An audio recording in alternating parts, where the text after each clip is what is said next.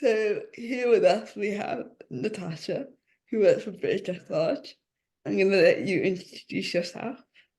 Yeah, so my name's Natasha Pearce. I'm the Para International Officer at British Dressage and been doing this role for 7 years now. So yeah. Nice. So I think today we're just going to talk about the routes that people can take from kind of beginner levels to Grand Prix. I know that when I started, I was quite confused about what path I could take and what options that are out there. They're lots on the website, but again, not everyone likes reading through all the information. So, No. yeah. So I think it's good just to get some of the options out there so that people know what is actually available. For many riders start in RDA and often lone horses or don't have one of their own. So I thought we should start there and kind of bridge the gap between RDA and British Dressage because there isn't really much of a bridge. What I started on the British Equestrian Foundation entry program. Yeah, which is still running now. Yeah. Yeah, so I thought if we talk a bit about that and what it entails, that would be good. Yeah, so the entry program is funded through the BEF. And I don't know the certain criteria, it is on the BEF website, but they then draw in people, if you like, that are on RDA horses. They give them the coaching, physios, and at the bottom, introduction level, and then hopefully for them riders to then progress either on an RDA horse, which they can do, which most, if the RDA are able to travel with them, then into like the bronze level para national structure, or like you say, Tegan, if you're hopefully looking to get your own horse or lone horse, then you can work then through the national structure with BD. Yeah, I think that program was a great bridge in between the two because Yeah. I was able to receive coaching without having to commit to buying a horse, which was nice. Yeah. Yeah, there wasn't really a commitment to do it on the same one. I could do it on a different horse each time. That's it. And Yeah, definitely. good training opportunities that I definitely recommend that. Another thing that you can do in para is go to para camps, Yeah. which I don't believe you have to be classified to be able to do you? I think you do. I think you do. We'd have to, I mean, it may be worth having a session with the development officers, just to confirm the regional side of it. But I'm 99% sure you do have to be classified to do any regional training under our umbrella as such. Are you able to do, I know on regional training they have flexi training where you can get a coach session. Do you have to be classified to be able to do that? I don't think so, because it's not obviously within the competition structure, is it? Again, that would be one just to do through the development officers, especially at the lower grades. I'm just thinking safety-wise, if they were aware. But yes, so yeah, I'm not too sure on that one. That would be a development. Okay. We'd have to look into that one. But definitely flexi training could be an option if was not classified yet. Yep. Most RDA riders do get classified at RDA, which also counts as the BD national classification. Yes. So that's useful to know. It is, yeah, because a lot don't know that, but it transfers Yeah. over. They think it's a whole different system, but it's not. So no, and those that aren't classified, they can get classified through British Dressage, or was it British Equestrian? British Equestrian. So it's Felicity Towers at the BEF. She deals with now national and international classification, whereas previously it was the RDA that did it for national level. But then it got a bit muddied really because people got confused between, if I'm an RDA rider, is it a separate process to if I'm a para rider? But it's not. So anyway, the BEF, I think they've had it around 5 years now. Okay, and I mean, later on this year, we're going to do an episode which kind of goes more into depth about the classification process and what it is and how everything works. Because again, that's a system that not everyone knows about or not doesn't know what to expect, maybe. Yes, yeah. So, yeah, hopefully you'll be to a classified later this year. But if you are classified, then you can start with a British Dressage and entering, which is now novice competitions. Yes, so it's our intro level competitions at BD tests. Yeah. Yeah, depending on your grade, depends on the level of test, I suppose, isn't it? But yeah. Yeah, so it previously was bronze, silver, gold, which some people still prefer to it by. But the whole process is basically that you enter at bronze or novice level or intro level. I mean, it is still bronze and silver, gold within our national structure.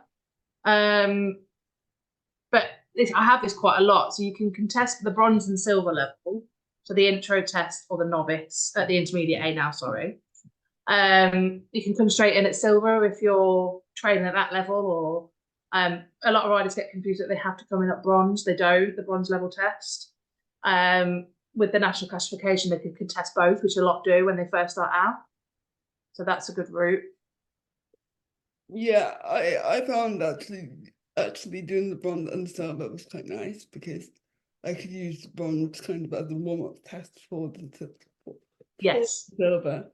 So Yeah. it was quite nice, and it was good to get out and do more than one test, which I think is always good practice. Especially if you go in, you may as well do the two if you can. Yeah, definitely. It's making worth the money and the journey doing two tests. Yeah, yeah.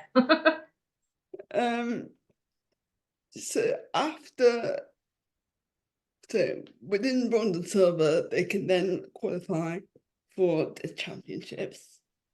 Yeah. And the championships happen twice a year. They do, yeah. Winter and summer. Yeah. And I mean, I'm not going to go too much into how they qualify for it, but so within the national system, that's as high as they will get within the national system is the bronze and silver championships. And then when they feel comfortable or able to move on to gold, which is equivalent to Grand Prix in the FAI, then they can move up to that as well. Yeah, so the gold is still within the national structure, but yeah, it's the next one up again. Yeah. Yeah. And then I thought we could just talk about the other competitions that are beyond that. So we have the semi-finals, which Yes. this year that Grand Prix. Yep. It is. Yeah. The semi-final is just for the golds. Yeah. And it's basically, well, as it says, the semi-finals where people enter that have qualified. And then I believe the top 4 get into the finals. Correct. So we'd like to hope the top 4 from each grade then go on to the national championships at the nationals in September. Yeah. Yeah. The national championships is probably one of the bigger atmospheres for. Yeah. We are usually alongside the able-bodied riders as well, or similar timings. And it's definitely one of the biggest kind of arenas and stages that we have in Britain regarding all the flags and all the stands and everything is much bigger than what we have. Hartpury's a nice intro to it, I suppose, now. Because we're hoping to get you outside, you know, with the marquees and stuff. But yes, like you say, then it's an extra flags and stuff at the national. So yeah. I mean, I definitely enjoy it. I think it's much more fun when you have a bit more of the audience and a bit more of the atmosphere. Yeah. A bit more fun for us riders as well. Yeah. And then another opportunity, which I think people don't do a lot, is even if you aren't riding, you can actually still attend these shows, and you can watch and learn that way. If you could talk a bit about where people can find out more about these shows and where they're being held. And Yeah, so all of the para shows that you know, all the national ones that we spoke about and international are all on the major dates on the BD website. So they get updated every year and then throughout the year as needed. And so that's the best place to look, I would say. And if ever in doubt, just drop me an email or give me a call. But yeah, they're all listed on there. yeah, I think it's a really good kind of intro also into the sport. It's going to watch, and usually even when I'm not riding, I still try and go and learn, because watching other riders is how I learn how to get better. So it's Yeah, always, that's what I used to do as when I used to compete. Same level. Yeah, it does help. and it's also good because you and a lot of the BD team are there at these events. So if anyone does want to come find you to have a competition, then that would be a good place to go. Yeah, I'm always there. It was always me on site, or you've got sometimes your development officers. There's always someone around that can help. Yeah, definitely. Yeah. Yeah. Okay, and then after the finals, the next step up is probably the internationals. I think a lot of people, when they hear international, they think going abroad, which isn't always the case. There are internationals in Great Britain as well. I think if we talk about how, I guess, the 1-star entry might be and how someone could get there. Yeah, so the 1-star is your silver level test at the national level, if that makes sense, even though it's a different test, as you know.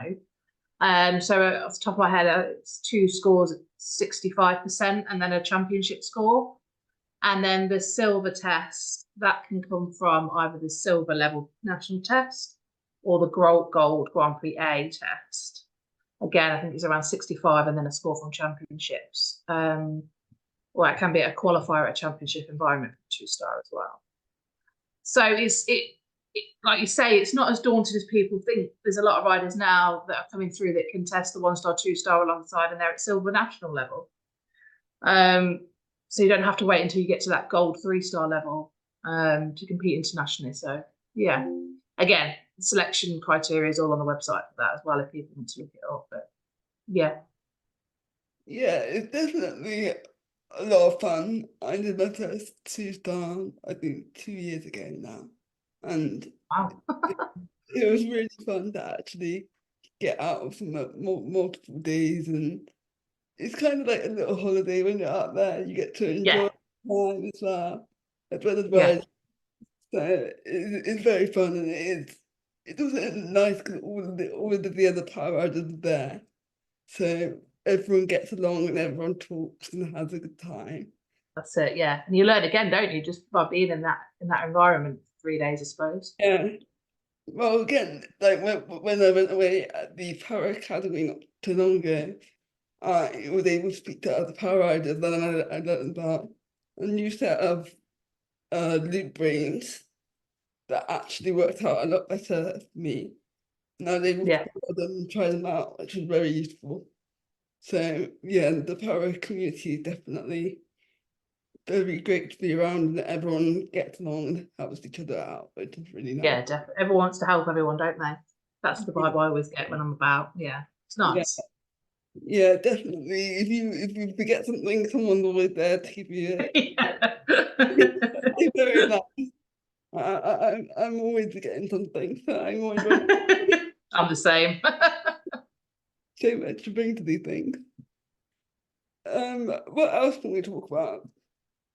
So there's also the home internationals, which is so people can enter regionally and ride for their regional team, Yes. and the qualification for that is a little bit different, isn't it? It's you have to do 2 lessons or 2 riding sessions, 2 coaching sessions, I think. Yeah, that are under and that could also be a camp over 2 days or 2-day rides, or yeah, many different forms in which that can be. That qualifies you for the home international, which is very similar to an international, except you're riding for your region rather than for Britain. that's it. And that's what it was originally designed for, as an intro to international. But I think it's took more, because you still get the trot off and everything. I think it's took more of a regional team atmosphere, kind of, as the same as the seniors read or the youths. And that's why we run them alongside, it's alongside the youth this year for the atmosphere and the team event. So yeah, it's a really nice show to do. Yeah, I mean, the last time that I went, I didn't do so well because I bought 2 horses, and one did really well and the other one did really bad. So my team didn't do so well because the one horse that let me down for sure. Oh dear. Yeah, but it was really good fun, and again, it is very similar to an international, but you Yeah, get around para riders in your team that are also like quite local to you. So yeah, the rider that I was with that year, I didn't actually know were in my region. So it was quite nice to find out who was around, and yeah. you don't generally know that, do you, at normal competitions, if you're not Yeah, going to the same qualifier or stuff like that. So yeah. yeah, exactly. And it's very nice. And I think the home internationals are more team spirited, with everyone wears their regional colours. Yeah, flags come out. Yeah, everyone cheering. We do a parade. It's really Yeah, really good atmosphere it is. What else can we talk about? I think that is pretty much it, to be honest. Yeah, I mean, it's probably worth to mention the Para Academy as well, because that's aimed at the bronze silver level rider, which was started last year, and that's 2 scores of above 60% at 2 different venues, minimum 2 different venues, 2 different judges. Again, applications are live at the minute there on the BD website, so that's another one, I suppose. Do you want to just explain a little bit about what Para Academy is? Yeah, so it's like, so the academy, we've hopefully mirrored what the Foundation Academy is for the youth riders. So it's that step up, either the step into the BEF programs, which we can discuss on a different day, but anyway, that step up into that program and then up into elite, if that's the way you want to go, or it's giving riders a lot of different tools and training and education, for them to carry on with their national journey, if that's where they want to go. It doesn't matter where that end goal is, it's just giving the tools and more to get to that goal, I suppose, for each rider. And there's 14 combinations per camp, and there's 2 camps, October and April. Yeah, and I was on it this year, and I found it really great because you get a lesson with a coach. This year we had Sophie Wells, who was really amazing, and she was really useful as she is also a para rider. She noticed a lot of things that other coaches wouldn't notice. No, yeah. She's really awesome. And Sophie will be on it for the next 2 years still, so that's brilliant. We've got 3 years. That's really good. And yeah, everyone should definitely apply because Sophie is an amazing coach and she's very good at her job, and she has loads of medals, so definitely try and apply to see her. But also within the camp, we also get video, we get profiling. Yeah, profiling coach. We also did nutrition. We saw a toddler this time. which is Yeah, to the tack fitting, yeah, and then that progresses each year. You get back up. So I should say as well, like yourself, Tegan, as you know, you can then reapply for up to 3 years maximum. So that would continue on if you were then to come on again, kind of thing. So yeah, I think it's a really good program to have because, again, if you are entering para and you don't know a lot about it, it's quite a good place to start and to yeah, learn definitely. training wise, but also coaching wise. And again, with para, everything in the sport is like a big team. Everyone has to work together to make the rider and the horse work well together.